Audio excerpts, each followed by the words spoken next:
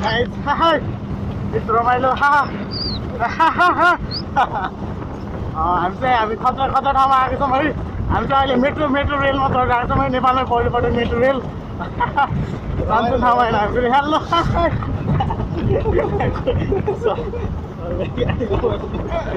Guys हामी नेपालकै पहिलो मेट्रो रेलमा छौँ है। नेपालको पहिलो मेट्रो रेल हो। बाटो पनि यही छ फेरि नेपालको मेट्रो रेल ह्याभिङ फन। हामी चाहिँ अहिले फेरि क्यामेरा पनि आइसक्यौँ।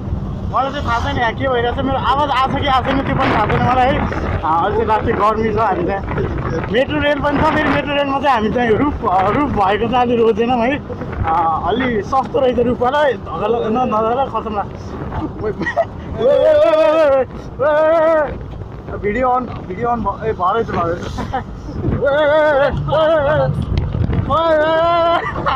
ए पक्नुहोस् न। हाम्रो फेरि मेट्रो रेलबाट जिम पनि देखिन्छ है। जुम गरेर देखाउनु मिल्दैन, फेरि म खस्छु है।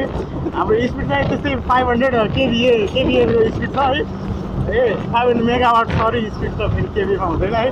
हामी यहाँ फेरि यहाँ नाइग्रा फल्स होइन के अरे सेन फ्रान्सिस्को रिभरको साइडमा छौँ हामी है। रमाइलो छ यहाँ चाहिँ having fun lots of fun भइरहेको छ हाम्रो है।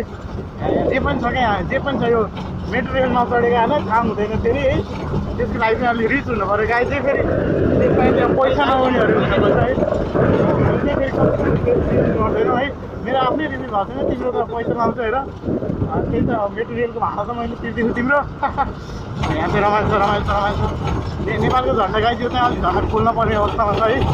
त्यही दिस इज ह्याभिङ फन। हामी चाहिँ यो ठाउँ चाहिँ हाम्रो हामी कहाँ छौँ भन्दाखेरि यो खतरा ठाउँमा छौँ।